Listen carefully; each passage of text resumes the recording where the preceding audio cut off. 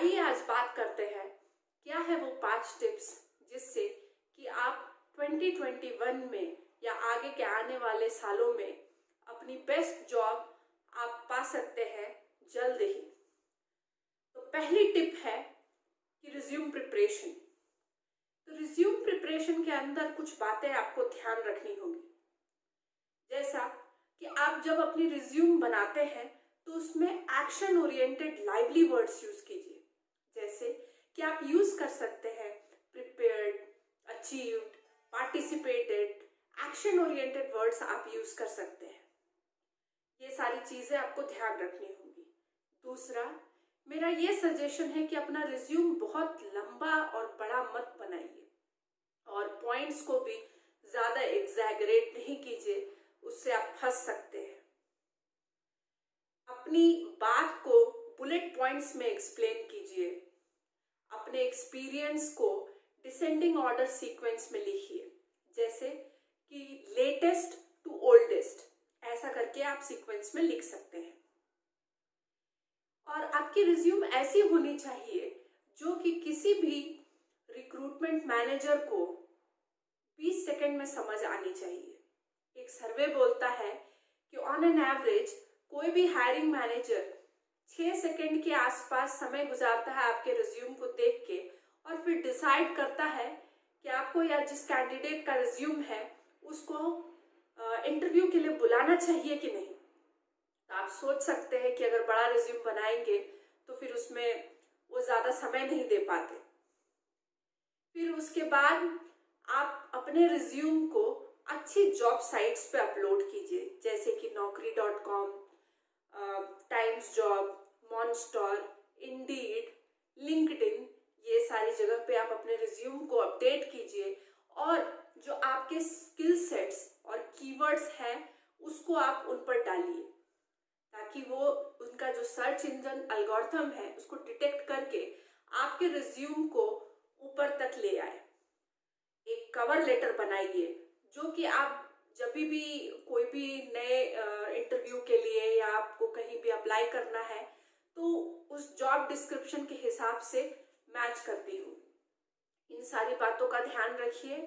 और एक और सजेशन है कि आप अपने रिज्यूम को regularly weekly and monthly basis पे जॉब साइट्स पे अपडेट कीजिए। तो उससे क्या होता है कि ये रिफ्रेश हो जाता है और आपका जो रिज्यूम है उनके साइट्स पे ऊपर में रहता है। तो जब कोई भी HR रिज्यूम्स ढूंढते हैं तो आपका रिज्यूम उनको जल्दी दिखेगा। ये थी पहली बात। दूसरी बात ये है जो आपको ध्यान रखने के है कि आपको अपने हार्ड स्किल्स और सॉफ्ट स्किल्स को अच्छे से प्रिपेयर करना है, उसका असेसमेंट करना है। अब जानिए कि हार्ड स्किल्स क्या है। हार्ड स्किल्स का मतलब हुआ आपका जो प्रोग्रामिंग लैंग्वेज का जो नॉलेज है, जैसा कि पाइथन, R, SAS, SQL और फिर C, C++, जावा, टेस्टिंग, अकाउंटिंग, फाइनेंस, मार्केटिंग, ये सारी चीज़ें आपके हार्ड स्किल्स में आती हैं। दूसरा हुआ जो कि बहुत महत्वपूर्ण है, सॉफ्ट स्किल्स। तो आपका कम्युनिकेशन स्किल्स, आपकी डिसीजन मेकिंग स्किल्स, आपकी लीडरशिप स्किल्स, आपका मोटिवेशन लेवल, आपका टीम मैनेजमेंट, टाइम मैनेजमेंट, ये सारी चीज़ें आपके सॉफ्ट स्किल्स में आती हैं। दोनों चीज़ का प्रिपरेशन बहुत महत्वपूर्ण है। इसका आप असेसमेंट खुद भी कर सकते हैं या आपके कोई मेंटर हैं जो आपकी मदद कर सकते हैं आपको असेस करने के लिए, उनसे मिलिए, उनके साथ बैठ के अपना असेसमेंट करिए। आप यदि कोई टेस्ट पेपर लिख सकते हैं तो टेस्ट दीजिए, देखिए कि आपकी प्रिपरेशन लेवल क्या है। बहुत ज़रूरी है बिफोर आप कोई भी इंटरव्यू आप जा रहे हैं देने के लिए। अब इसमें कुछ बातें महत्वपूर्ण हैं, जैसे कि आप अगर कोई इंटरव्यू में गए तो आपसे कुछ क्वेश्चंस पूछा जा रहा है आपके हार्ड स्किल्स के बेसिस पे या सॉफ्ट स्किल्स के बेसिस पे, तो उसको ध्यान से सुनिए और कम से कम आपको 20 से 30 सेकेंड का पॉज लेके एक आंसर करना चाहिए। बहुत बार कैंडिडेट्स क्या होते हैं, ड्यू टू एक्साइटमेंट्स और नर्वसनेस बहुत जल्दी से कुछ बोलना चाहते हैं या बोल देते हैं। ऐसा मत कीजिए। उस केस में आप पॉज पॉज लेके सोचिए और फिर अपना आंसर दीजिए।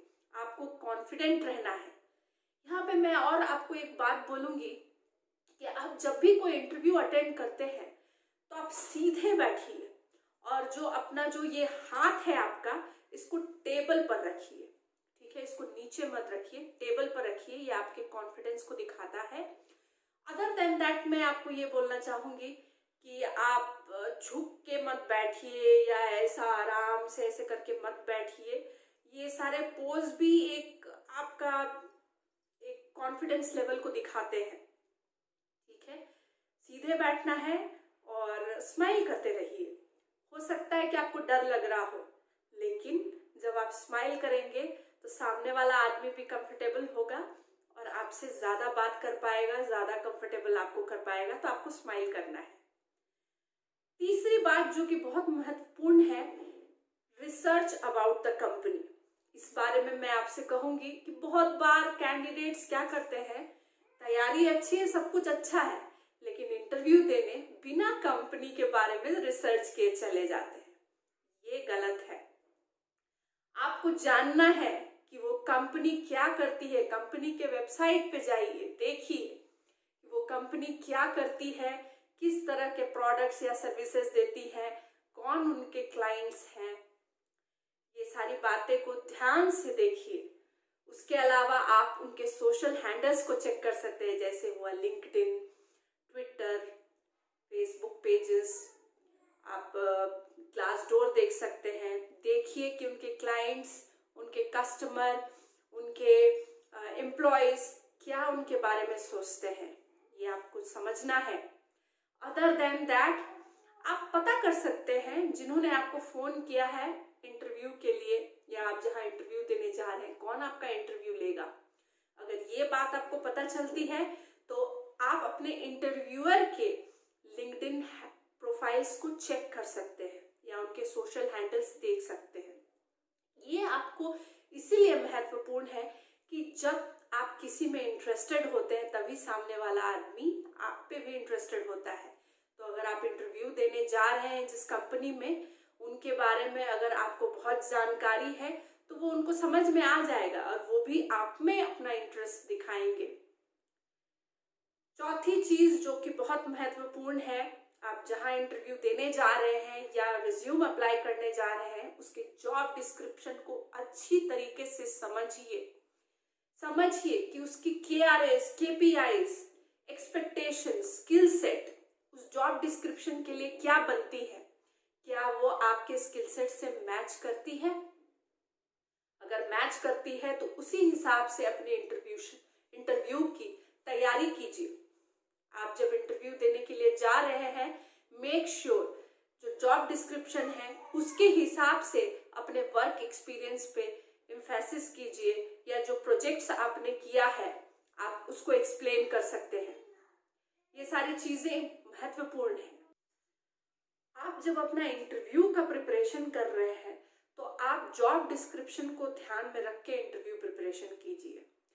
उसके जो KRAs, KPAs हैं, स्किल एक्सपेक्टेशन है, उसको ध्यान से पढ़िए, उस हिसाब से इंटरव्यू के लिए प्रिपेयर कीजिए।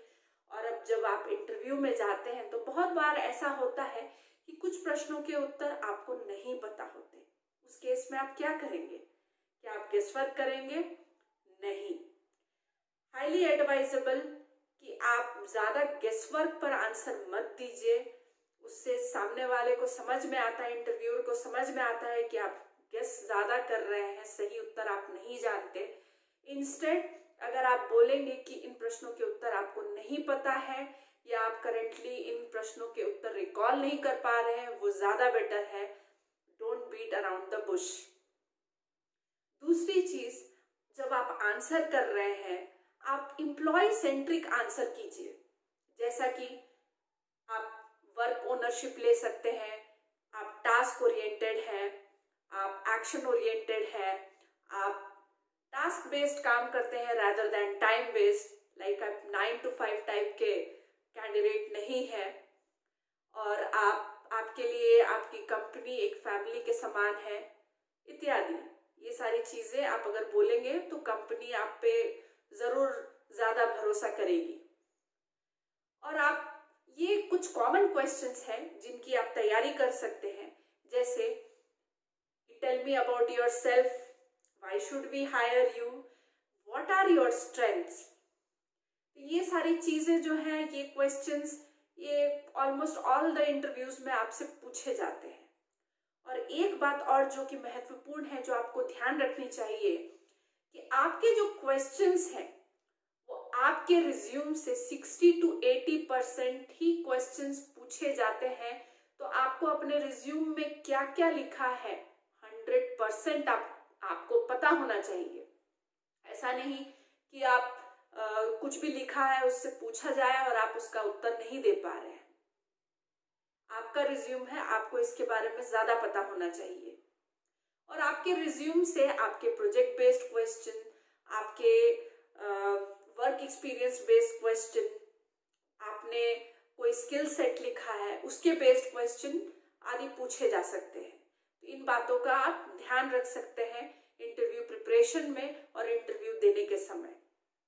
और एक बात, पांचवी बात जो मैं बोलना चाहूंगी वो है, आप जिस भी इंटरव्यू को दे रहे हैं, इंटरव्यूअर से इंटेलिजेंट क्वेश्चंस पूछिए। अगर आपको मौका मिलता है क्वेश्चन पूछने का, इंपॉर्टेंट क्वेश्चन, इंटेलिजेंट क्वेश्चंस पूछिए। पूछ सकते हैं आप कि ये जॉब डिस्क्रिप्शन क्या गोल को अचीव कर सकती है, इससे क्या प्रॉब्लम सॉल्व हो सकता है, आप पूछ सकते हैं। आप पूछ सकते हैं कि ये जो जॉब डिस्क्रिप्शन है इसकी KPIs क्या है और आपका परफॉर्मेंस किन KPIs पे इवैल्यूएट होगा, ये पूछ सकते हैं आप।